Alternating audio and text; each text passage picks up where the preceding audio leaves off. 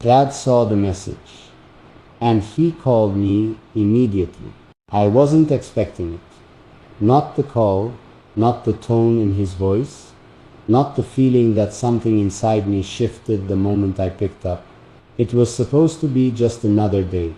Nothing dramatic, just a few conversations, some posts, the usual scrolling. And then that message, the one I should have deleted, the one I should have never replied to, the one I should have never allowed to exist. But I did. It sat in my phone for hours. Not that day, not because I wanted anything from it, but because I didn't take it seriously. Didn't think anyone would ever see it. Didn't think he would ever find out. But somehow he did. I don't even know how. Maybe my phone was open. Maybe someone else showed him. Maybe God just made sure it came to light, because I clearly wasn't going to be honest on my own. He didn't raise his voice. He didn't curse. He just said my name once and then paused. And that pause felt heavier than any shouting ever could. Then he asked, "Do you know what kind of woman you're about to lose over this?" I couldn't say anything. I just sat there with the phone to my ear, heart pounding, mouth dry, because the truth is, I knew what I was risking. And I still tried to pretend like it didn't matter. That one message, that one reply, that one choice to flirt with a line I had no business standing near. I wasn't even serious about it. It wasn't physical. It wasn't anything I thought would lead to real damage. But Dad wasn't talking about what happened. He was talking about what it meant. Because even if the message ended at words, it opened a door I should have kept locked the moment it knocked. And now, just hearing my father's voice, I realized something I didn't want to admit before. He wasn't disappointed because I replied to some random message. He was disappointed because he knew who I had at home. And he knew I was moving like someone who didn't. That call wasn't about discipline. It was about disbelief. Disbelief that I, who had talked so much about loyalty, who had sat in the kitchen telling stories about real love, who had sworn to be different, was now the one breaking the trust I claimed to honor. And he said something I'll never forget. "If she walks away after this, son, she wouldn't be wrong." That sentence wrecked me, because for the first time, I heard the possibility of her not just being upset, but gone. After he said those words, "If she walks away after this, son, she wouldn't be wrong," I couldn't breathe right. I just sat there, staring at the floor, phone still pressed to my ear like it had burned itself into my skin. Because he wasn't just saying she had the right to leave me. He was warning me that if I didn't get serious right now, she probably would. And here's the part that stung most. He wasn't angry like a father trying to scold a son. He was disappointed, like a man who remembered what it felt like to lose a good woman. His voice was calm, but underneath that calm was something sharp, real. "I've seen men blow everything they built in 1 second of stupidity," he said. "You think it's just a message. You think she'll get over it. But women remember what made them feel replaced, even if it was just digital." And I sat there, quiet, because he wasn't wrong. That message, the one I told myself, was nothing serious. It was everything serious the moment it made her feel like she wasn't enough. It wasn't just words on a screen. It was me giving energy to someone that never should have had my attention. It was me playing with something sacred, like it was casual. And the thing is, Dad knew her. He saw the way she looked at me, the way she believed in me even when I didn't believe in myself. He watched her show up, not just in love, but in loyalty, in effort, in silence, in prayer she probably never even told me about. So when he found that message, He didn't see a small mistake.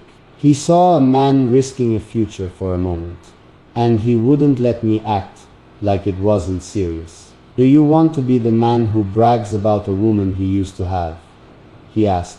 "Or do you want to be the man who protected her, even when no one was watching?" And right then, I couldn't answer. Because the truth is, I had already chosen the wrong side, even if just for a second. And he ended that call with a final blow. If you're going to keep playing with hearts, then stop asking people to call you a man. Then the line went dead. No goodbye, no fix it, just silence. And that silence hurt worse than any punishment ever could. Because in that moment, I realized I didn't just disappoint the woman I love. I disappointed the man who raised me. After that call ended, I sat on the edge of my bed, phone in my hand, heart in my throat. I wasn't just overwhelmed. I was ashamed. Not because I got caught, but because I finally saw what I'd become. You know how sometimes it takes someone else's voice to make you hear your own actions louder. That was what Dad did. He didn't yell. He just made the truth impossible to ignore. And that truth hit hard. I had been careless with something priceless. And the worst part, I had the nerve to feel surprised by the fallout. As if a simple message couldn't spark a wildfire. As if playing with boundaries wasn't dangerous, just because I didn't physically cross a line. But let's be honest. I crossed the line the second I replied. The second I gave energy to something that had no business stealing, even a second of my loyalty. The second I disrespected a woman who had done nothing but protect me. She didn't deserve that. Not her. Not the way she believed in me. Not the way she loved me without asking for perfection. Just respect, and I gave her less than that. Dad's words echoed louder than anything else in my head. Women remember what made them feel replaced. And now I knew I didn't just send a message. I sent a message that she wasn't enough, that I could entertain options. Not her loyalty could be met with my ego, and I hated myself for it. I looked back at all the times she smiled through her tired days, all the times she gave me grace when I was moody, all the times she asked me, "Just be real with me, that's all I need." So what now? What do you do when you can't take back the hurt you caused? When an apology feels too small for the silence that followed? Because she didn't block me. She didn't send a long paragraph. She didn't make a scene. She just stopped reaching. Stopped trying to fill the space I created. Stopped speaking love into a room I had let go cold. And that silence, it wasn't punishment. It was protection. She was saving whatever piece of her hadn't been bruised yet. And me, I was sitting in the mess I made, finally understanding the cost of one decision. It's not always cheating that ends love. Sometimes it's disrespect. Sometimes it's the lack of fear you have about losing the one who was always afraid to lose you. That's where I was. In the middle of that realization, knowing I had everything, and I let a moment almost take it all. That night, I didn't sleep. I didn't eat. I didn't even touch my phone again, because the last thing I wanted was to look at the same screen that had betrayed her, know that I had used to betray her. And I know that sounds heavy, but that's what this is. Heavy because love like hers doesn't come around twice. And when it does, you don't handle it like it's optional. You honor it, you protect it. You wake up every day knowing that kind of love is rare. And if you don't treat it right, you'll wake up one day without it. And that's exactly what I was afraid of now. I kept remembering all the small things. The way she checked in on me without being asked. The way she picked up on my moods before I even knew I had one. The way she listened when I didn't have the words, stood beside me when I didn't feel strong, and never once made me feel like I had to earn her loyalty. She gave it freely, fully, every day. And what did I give back? One stupid, careless, selfish message that made her feel like she had to question everything she was sure of. And I couldn't blame her, because if the roles were reversed, if I saw something like that on her phone, I wouldn't even ask questions. I'd feel it instantly. That gut drop, that sting in your chest that says you were wrong about them. I did that to her. And when I finally looked in the mirror that night, I saw it. A man who didn't cheat, but who still betrayed. Because betrayal isn't always a kiss on the lips.